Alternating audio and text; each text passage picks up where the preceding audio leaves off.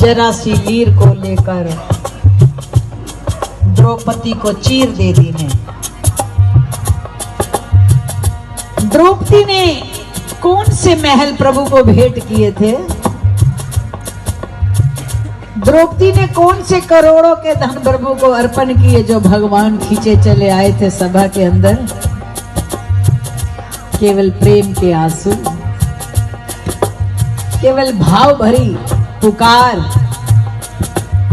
कैसी वो जानती थी कि प्रभु मैंने कुल संसार देख लिया, पर तेरे से बढ़कर के मेरा कोई अपना नहीं है।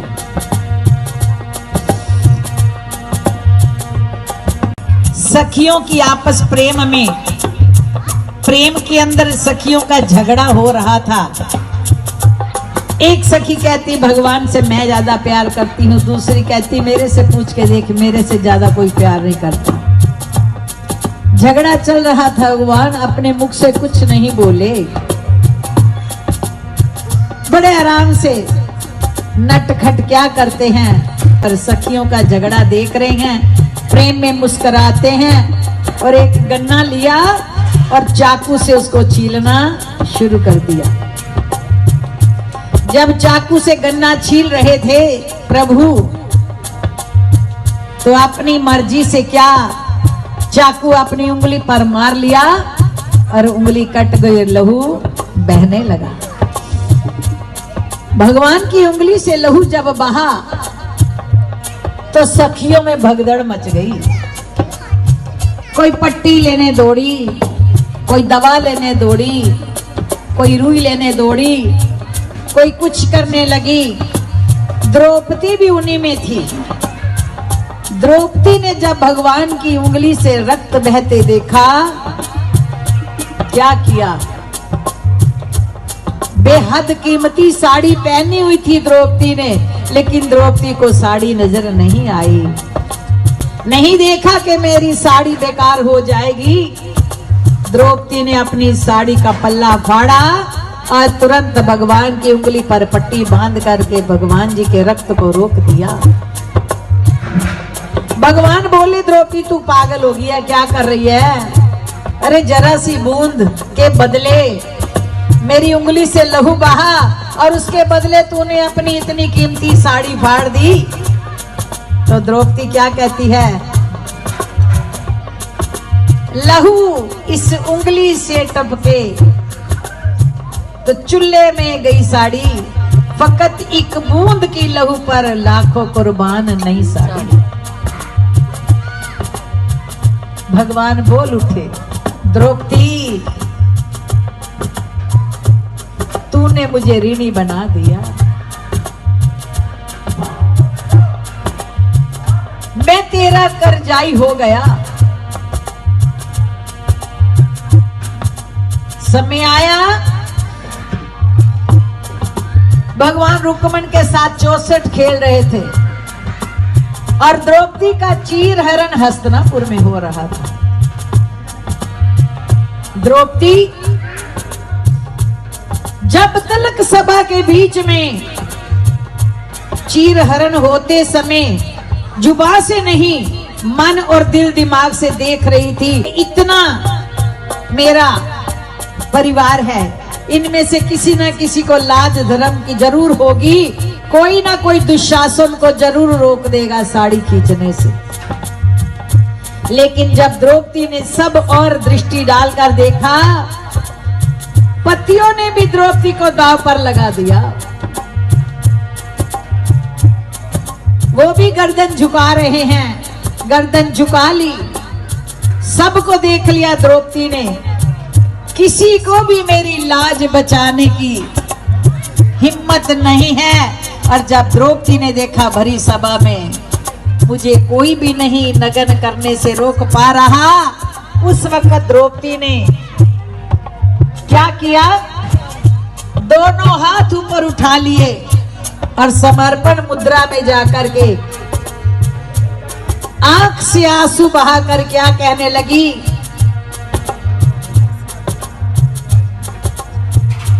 आना ही पड़ेगा तुझे गिरवर धारी रे, आना ही पड़ेगा तुझे गिरवर धारी रे, आना ही पड़ेगा तुझे गिरवर धारी रे, आना ही पड़ेगा तुझे गिरवर धारी रे, आना ही पड़ेगा है हो, आना ही पड़ेगा तुझे गिरवर धारी रे। भगवान जी के चरणों में अपनी तार जोड़ ली। कब जुड़ी तार? जब सब आसरे छूट गए, जब दिल के अंदर किसी एक का भी भरोसा नहीं लिया, अब सिर्फ भरोसा है तो केवल गिरधारी का। और जब दिल के अंदर गिरधारी का भरोसा ले लिया, हर भरोसे से अपने आप को तह दिल तक जान लिया, प्रभु तेरे सिवा मेरा कौन है, हरि तेरे सिवा मेरा कौन है, हरि तेरे सिवा मेरा कौन है, हरि तेरे सिवा मेरा कौन है, हरि तेरे सिवा मेरा कौन है, प्रभु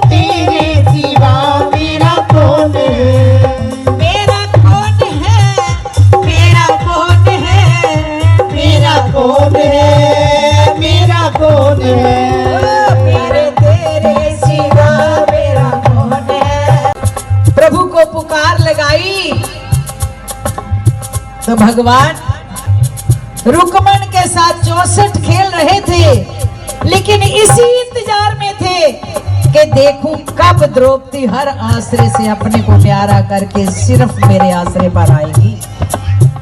तब तक नहीं उठे जब हृदय में किसी एक का भी भरोसा था, क्योंकि भगवान का नियम है एक म्यान विच 2 तलवारा हरगिज ना समान। दिल की म्यान एक है, या तो इसमें दुनिया का भरोसा ले लो और या सरकार का। जब तक और भरोसे द्रौपदी के हृदय में थे, भगवान हिले नहीं। देख रहे हैं द्रौपदी के साथ क्या हो रहा है, लेकिन नहीं उठे। और कब उठे? जब देखा द्रौपदी को अब सिवाय मेरे और किसी का हृदय में भरोसा नहीं रहा। इसने दिल से सबको निकाल दिया और सिर्फ मेरे भरोसे पर है।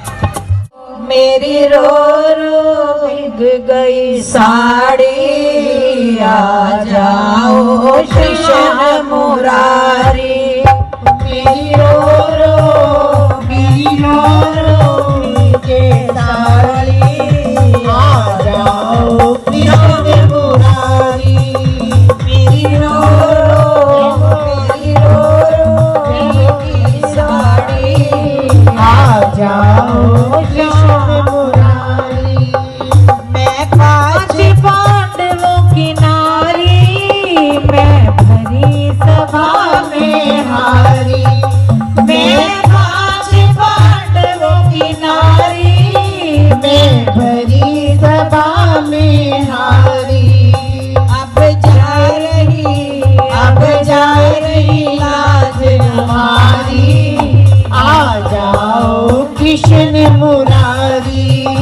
अब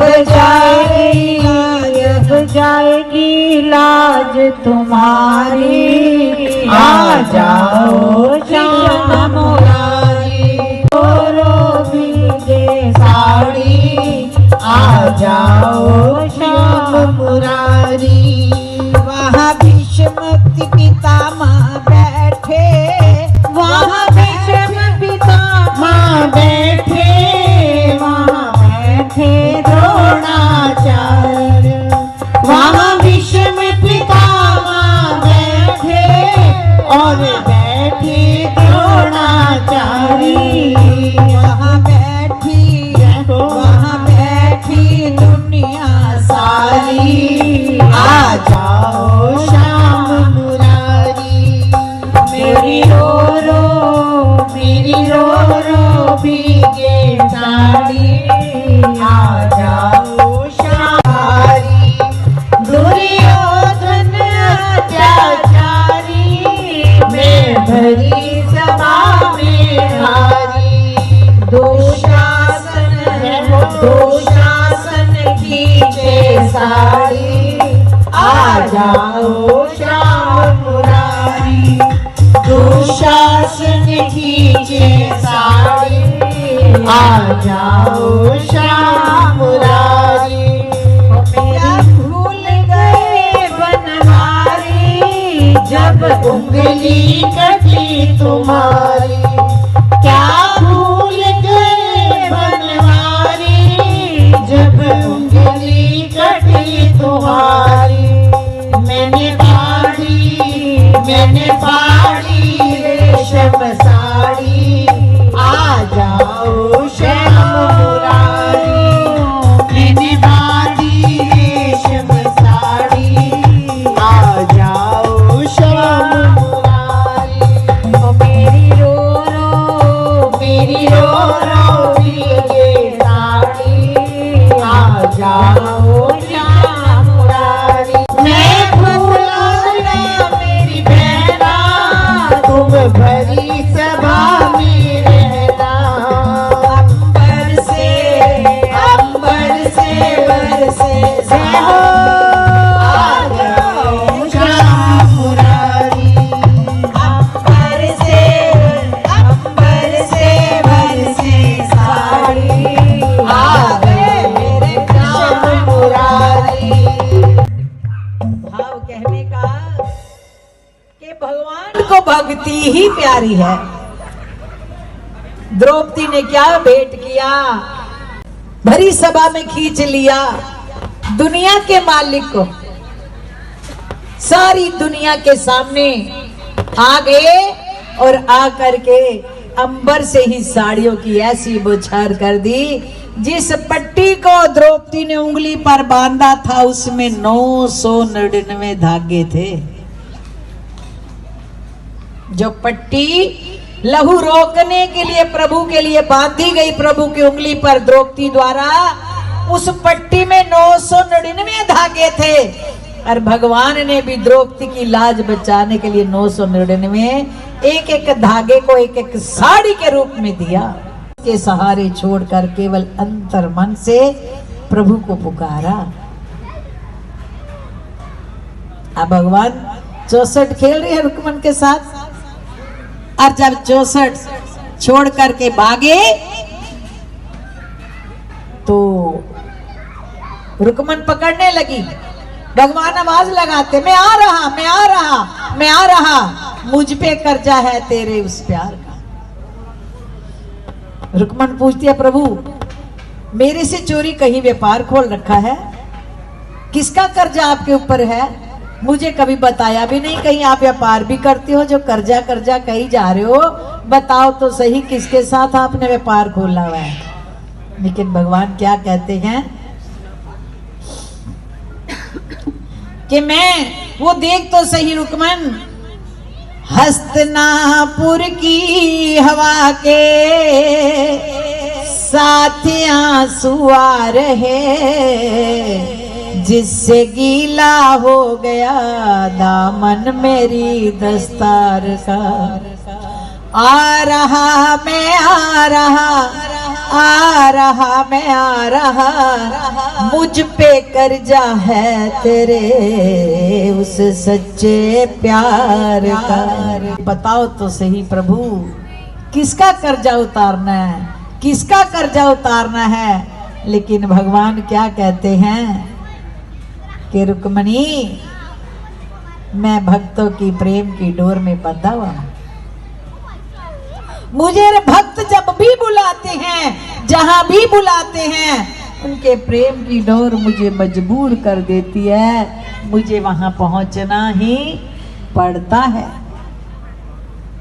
रुक्मन जैसी जो उनका ही दिव्य रूप थी, पीतांबर छुड़ा करके प्रभु उससे दौड़े आए भरी सभा में। कोई जंजीरें प्रेम के आगे उनको बांध नहीं सकती, उनको खींच सकती है तो प्रेम की डोर। तभी भजन में आया, प्रभु को खींचने वाली प्रेम डोरी न्यारी है, ये हर कोई जानता तो है, प्रभु को भक्ति प्यारी है। आज हम इस संसार के अंदर प्रभु भी पाना चाहते हैं, क्योंकि प्रभु के बिना कोई कार्य पूर्ण नहीं होता। कदम कदम पे प्रभु की जरूरत है। प्रभु जहां पहुंच जाते हैं स्वतः ही सारे कार्य अपने आप होने लगते हैं। लेकिन प्रभु प्यार के लिए हम दिल की तार नहीं जोड़ पाते। प्रभु को खींचने के लिए वो दिल की तार नहीं जुड़ती। याद करने के लिए बार बार बार बार मन, कभी कोई ख्याल, कभी कोई ख्याल, कभी वही माया अपनी ओर खींचती है। हम उस माया की खींचतानी में उठ करके फिर उस काम में लग जाते हैं। भगवान आने लगते हैं और हम दौड़ जाते हैं, फिर वहीं के वहीं रह जाते हैं। लेकिन नहीं प्रेमियों, इस संसार की एक रस्म है, चाहे हम दुनिया की बेशुमार दौलतों से भरपूर क्यों ना हो, लेकिन प्रभु के आशीर्वाद के बिना कोई भी कार्य पूरा नहीं होता। भगवान को आना पड़ता है, पर भगवान ना दौलत से मिलते हैं, ना चतुराई से मिलते हैं, ना दिखावे से मिलते हैं, ना बल और बुद्धि से मिलते हैं। वो मिलते हैं तो केवल दिल की सच्ची तार से मिलते हैं। वो तार जोड़ने के लिए हमारे अंदर भूख नहीं है। भूख अब भगवान के नियम बैठते हैं हम 10 मिनट जैसी आज्ञा होती बैठते हैं संसार की ओर। भूख होगी तो एकदम उसमें आनंद आ जाता है। 10-15 मिनट भी जो बैठते हैं आनंद लेकर उठती है। जब तड़प होती है तो, भूख होती है तो, और भूख ना हो तो 36 प्रकार के व्यंजन हमारे सामने रख दो, हम स्वाद नहीं ले पाते, भूख नहीं है ना। तो भगवान पूर्ण शक्तियों के मालिक हैं, वो आनंद प्रेम सब देने के लिए बैठे हैं, लेकिन हम वो आनंद नहीं ले पाते क्योंकि हमारे अंदर भगवान के प्रति प्रेम की भूख ही नहीं है।